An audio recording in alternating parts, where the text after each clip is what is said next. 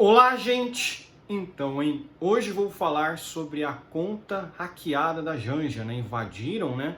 Hackearam a conta da Janja e fizeram várias postagens ali com teor bem, né, degradante, né? Enfim, isso aconteceu na segunda à noite e foi uma bomba, né? Isso surgiu como uma bomba, né? Porque muitos perfis de esquerda começaram a comentar que tinha que regulamentar a internet e sobrou até pro MBL, né? O Felipe Neto fez lá uma publicação de que o sujeito que teria feito o hacking era ligado ao MBL, né? O Felipe Neto comentou, né, isso, né? Inclusive o próprio MBL respondeu, né? Falando né, que é um absurdo, que não sei o que, né? Mas enfim, ó, conta da Janja invadida. Ato é considerado crime e pode resultar em prisão, né? O hacker pode responder por invasão de dispositivo e crimes contra a honra, né?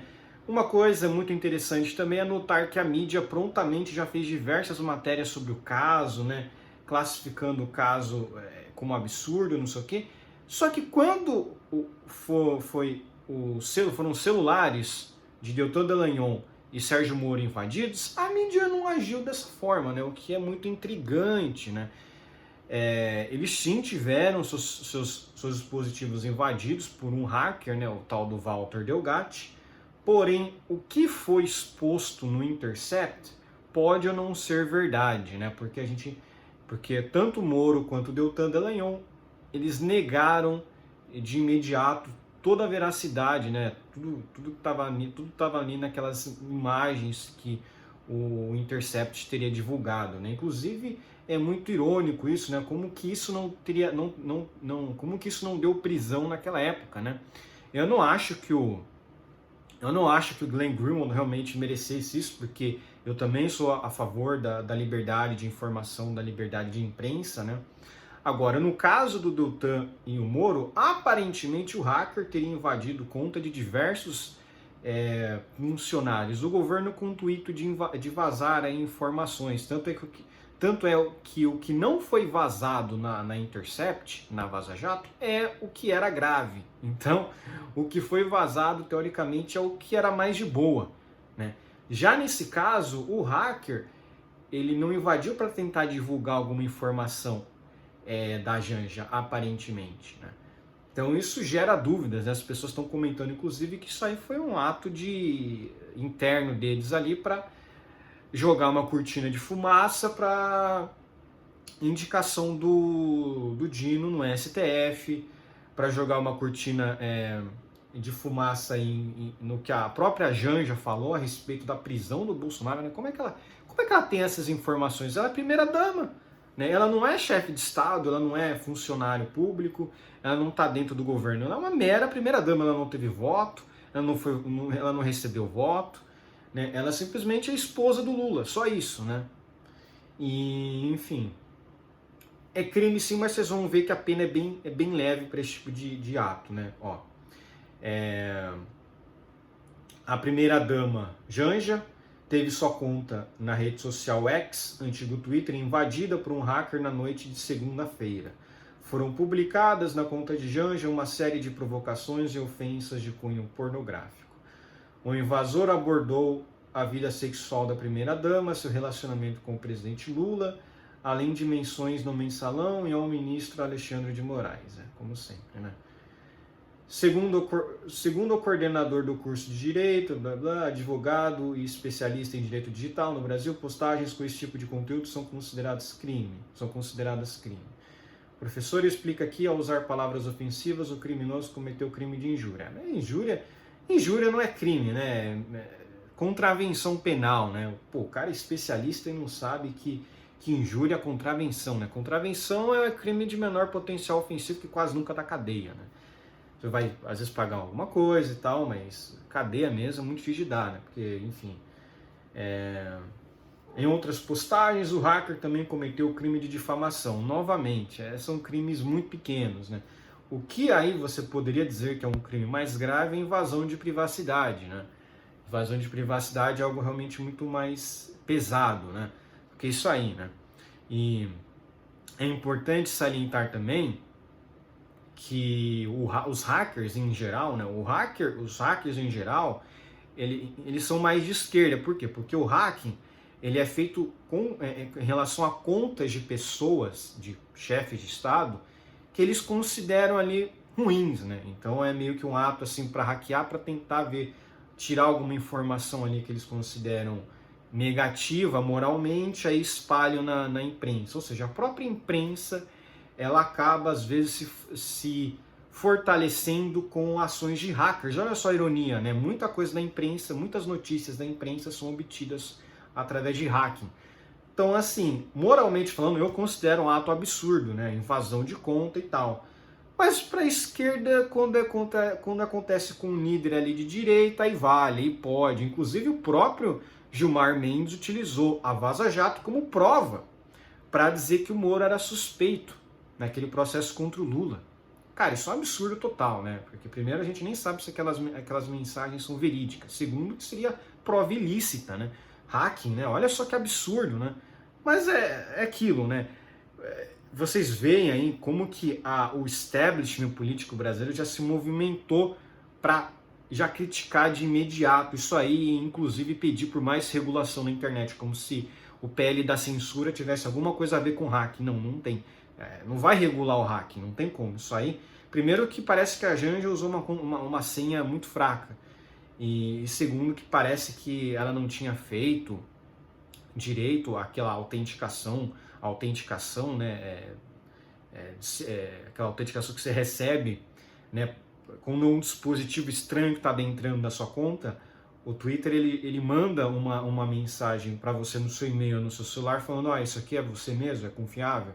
Então, como é que o hacker conseguiu burlar isso aí, né? Mais um dos motivos porque estão falando muito de inside job, né? De cortina de fumaça, que foi as pessoas ali do próprio PT que arquitetaram isso para tirar tirar a atenção das pessoas em relação à nomeação do Dino no STF, que vai acontecer na quarta, né? Enfim. Em relação à invasão da conta, Marcelo Crespo explica que existe no Brasil o artigo 154, letra A, que prevê o crime de invasão ao sistema informático. Ele surgiu depois do hackeamento dos equipamentos de Carolina Dickmann. Nós estamos falando de duas situações: invadir e praticar o crime de invasão, e após hackear, praticar os crimes contra a honra. Penas previstas. Aqui que é importante. Considerando os 3 crimes envolvidos, injúria, difamação e invasão de dispositivo informático, as penas máximas, isso aqui é importante, tá, gente? Penas máximas somadas podem chegar a 2 anos e meio de detenção. Análise do direito. Pena máxima geralmente não é o que vai acontecer, tá? Porque isso aí, para ter pena máxima, só se o cara for muito delinquente. Então, a regra é pena mínima. Se o cara é condenado a alguma coisa, a pena é mínima. Pá. Então, imagina, podem chegar a 2 anos, né? E outra coisa é detenção. Detenção não tem regime fechado. Então, o cara não vai ficar preso, né? A própria notícia já tá meio, não vai dar muita coisa não. O pessoal falando que o hacker vai mofar na cadeia, que não sei o quê, né? Não vai. Primeiro que pode ser que ele seja até menor de idade. Se ele tiver ali menos de 18 anos, o cara realmente aí que não vai ser preso mesmo, né? Então, enfim. Esse é o ponto, né, gente? Por isso que isso é suspeito, né? Por que o cara faria uma coisa dessa, né? Só para tentar endurecer a lei, né? Criar aí fortalecer aquele inquérito da censura, PL da censura, perdão, PL da censura, né? É um projeto de lei que ainda está correndo no Congresso, né? Para censurar as mídias, né? Para censurar as redes sociais, né? E tem pessoal que fala aí também de colocar CPF para você criar uma conta no Twitter, enfim. Cara, coisa totalmente de mundo aí ditatorial, autoritário, né? Por que a rede social vai precisar do seu CPF? Isso é uma informação muito pessoal sua, né? A gente fala muito da questão da privacidade, né?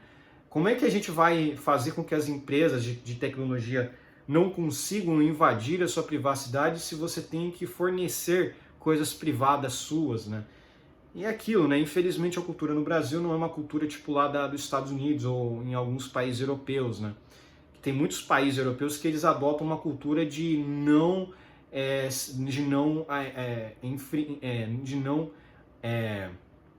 prejudicar a sua privacidade, né? De você não ter que ficar fornecendo esse tipo de dados, né? Que são um dado muito pessoal seu e você, enfim, não deveria ter que ficar dando essas informações, né?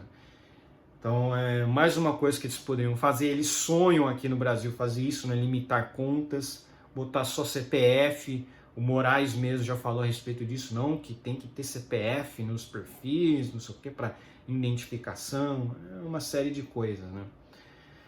Segundo o artigo que penaliza a invasão de dispositivos, se o criminoso teve acesso a conversas sigilosas da primeira-dama, a pena pode aumentar em mais um ano de reclusão. Não é reclusão, um ano de detenção, no caso, né? Ficando ainda mais severa se o conteúdo for divulgado. Então é aquilo, né? Por enquanto não teve nenhuma divulgação. Em princípio, são esses 3 crimes. É o que aparece pra gente. Ele pode ter cometido outros crimes para chegar nesse resultado. Precisamos saber se há outras pessoas envolvidas, se há outras práticas criminosas, como lavagem de dinheiro e sonegação tributária. Para isso, precisamos esperar as investigações.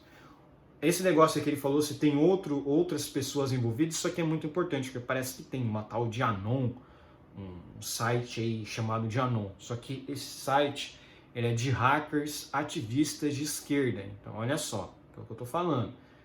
Tem coisa aí dentro, a gente nunca vai saber, mas eles podem usar esse caso para tentar fazer uma censura maior na rede social. A esquerda quer isso, a esquerda quer utilizar qualquer coisa para fazer censura na rede social. Quando teve o caso do Moraes lá no aeroporto de Roma, já falavam disso, de endurecer as leis para impedir que isso aconteça de novo. No fim das contas, o que a polícia italiana apurou é que, na verdade, não teve agressão, né? Porque encostar no óculos não é agressão, né, gente? Pelo amor de Deus, né? Então é isso aí, né? Eles estão querendo usar qualquer coisa aí que tenha aí para censurar o discurso da direita na internet, né? Pensando na possibilidade do hacker ser um menor de idade, o professor explica que as condutas deixam de ser consideradas crimes, sendo chamadas de atos infracionais. Como eu comentei, se o cara tiver menos de 18 anos, já não é crime, é ato infracional. E é aquilo, né, gente?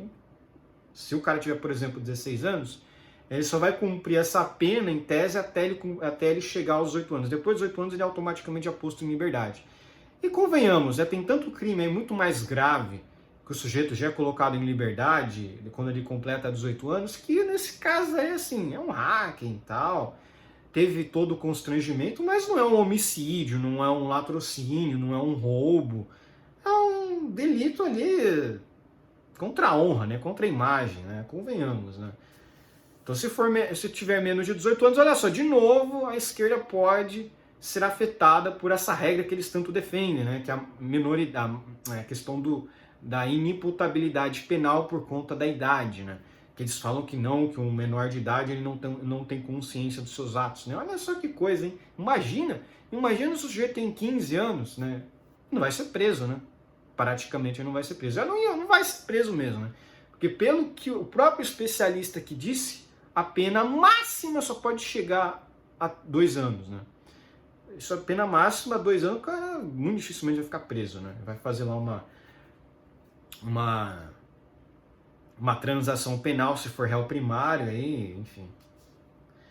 Olha lá, o menor vai responder na justiça da infância, o menor vai responder na justiça na infância e da juventude. Ele também pode ser condenado, mas as medidas punitivas não correspondem necessariamente pelo encarceramento. Lembrando que, novamente, tudo que eu digo aqui é opinião que está na imprensa. Eu leio notícias, eu reproduzo o que as notícias falam e eu dou a minha opinião, né? Eu tenho minha opinião, eu falo o que eu penso, eu tenho conhecimento jurídico a respeito desses fatos, né? Geralmente, realmente é aquilo. Crime contra a honra, na verdade, nem deveria se chamar crime. É contravenção penal. É um delito de menor potencial ofensivo. Por quê? Porque é honra, né? Honra, imagem, então né? Eu acho que muita gente até defende abolir crimes contra a honra, tipo de injúria, difamação, né? Porque você vai punir com rigor da lei. Tem tanta gente encarcerada no país, você vai botar na cadeia, teoricamente, quem xingou o cara, uma outra pessoa. Isso é delito pequeno, né? Tem países aí que nem processam por injúria, né? Nos Estados Unidos mesmo você tem a liberdade de expressão ali envolvida, né? Então você não pode ser preso por causa de um insulto, né? Você pode até ser condenado a pagar indenização. Nesse caso, o que pode ser que aconteça mesmo é um pagamento de indenização. Mas enfim, novamente, eu fico muito surpreso, inclusive até o STF está assim, tá sendo envolvido nesse caso, né? Para vocês verem aí, né? Você tem toda essa repercussão, né, do hacking, né, do hacking da conta da Janja, mas quando foi o Moro e o Deltan Dallagnol que foram hackeados, você transformou aquele hacker, né, o Walter Delgatti, em herói. Esse sujeito virou herói, ele invadiu contas de pessoas do Estado, na época o Sérgio Moro e o Deltan Dallagnol. Ah, mas ele divulgou informações. Não, aquelas informações até hoje a gente não sabe se são verdadeiras. E outra, segundo os próprios investigadores, o Walter Delgatti não só hackeou o Sérgio Moro e o Dr. Dallagnol, ele hackeou diversas pessoas. Acontece que muitas informações não foram divulgadas. E a Vaza Jato é conhecida por quê? Porque ela não divulgou todas as informações. O que foi divulgado, na verdade, não tem importância. Esse é o ponto, né? Então vocês veem aí um pensamento duplo da mídia, né? Quando aconteceu com a Janja, não, tem que processar, tem que prender o cara. Aí quando aconteceu lá com o Walter, com o Sérgio Moro e o Deltan Dallagnol, quando eles foram hackeados pelo Walter Delgatti, aí não, o cara é herói, hacker de esquerda, temos que preservá-lo, não sei o que, amigo do Lula, né? O próprio Gilmar Mendes usou esse hacking para dizer que o Moro é suspeito. Um hack, uma atividade ilícita, né? Prova ilícita. Bom, enfim. Por hoje é só. Espero que gostem do meu vídeo. Inscrevam-se no meu canal. Comentem aqui embaixo. Compartilhem meu vídeo nas suas redes sociais para me ajudar na divulgação. E inscrevam-se no meu canal no Rumble. Um abraço.